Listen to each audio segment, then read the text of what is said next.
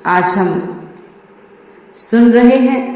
सभी आंखें बंद कीजिए और ईमानदारी से अपने मन से पूछिए, क्या आपका मन शांत रहता है या फिर कुछ देर शांत रहने के बाद अचानक विचारों की भीड़ शुरू हो जाती है। कभी चिंता, कभी डर, कभी पुरानी बातें और कभी बिना वजह बेचैनी। आज हम इसी सबसे बड़े रहस्य को समझेंगे। मन आखिर बार बार क्यों भटकता है और क्या इसका संबंध हमारे पूर्व जन्म से भी है।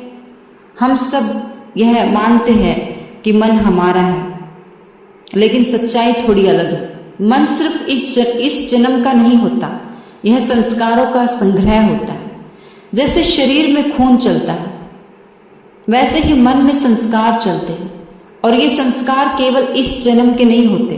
कई बार हमें अचानक गुस्सा आ जाता है, कई बार बिना वजह डर लगने लगता है, कई बार किसी व्यक्ति से बिना कारण आकर्षण या दूरी महसूस होती है। ये सब सिर्फ वर्तमान अनुभव नहीं है, इनके पीछे पुराने जन्मों के संस्कार भी हो सकते हैं।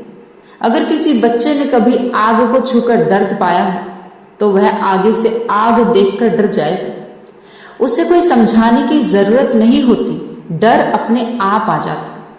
इसी तरह आत्मा भी अनुभव जमा करती है और वही अनुभव आगे मन में चलने लगते हैं। अब एक पल के लिए रुकिए, आंखें बंद रखिए और अपने मन को देखिए। बिना रोकने की कोशिश किए सिर्फ देखिए कौन सा विचार आ रहा है।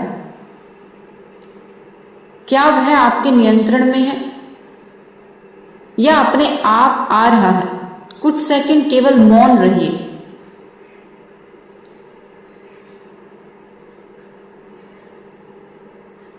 अब धीरे से महसूस कीजिए, आप विचार नहीं, आप मन को देखने वाली चेतना है, और यही समझ धीरे धीरे मन को शांत करती है। मन का भटकना कोई गलती नहीं है, यह आत्मा का संकेत है कि अभी कुछ अंदर अधूरा है। कुछ अनुभव, कुछ भावनाएं, कुछ पुराने संस्कार जो अभी शांत नहीं हुए हैं। इसलिए मन बार बार बाहर भागता है।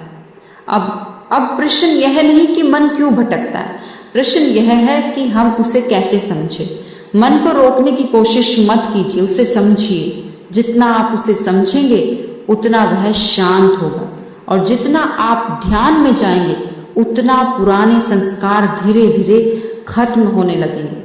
आज का सबसे बड़ा सत्य यह है, मन आपका दुश्मन नहीं है, मन आपका संदेश वाहक है। वह आपको वही दिखा रहा है जो अभी भीतर साफ नहीं हुआ है, और जब आप उसे समझ लेते हैं तो भटकाव धीरे धीरे समाप्त होने लगता है और भीतर एक गहरी शांति जन्म लेती है। आज से जब भी मन भटके तो उसे डांटिए मत, बस मुस्कुराइए और कहिए, मैं तुम्हें समझ रहा हूं। यहीं से ध्यान की असली शुरुआत होती है। आप सभी ने इतने प्रेम से सुना, आभारी हूं। अंत में आप सभी के भीतर बैठे प्रभु को प्रणाम करती हूँ। हे प्रभु, मेरा प्रणाम स्वीकार कर।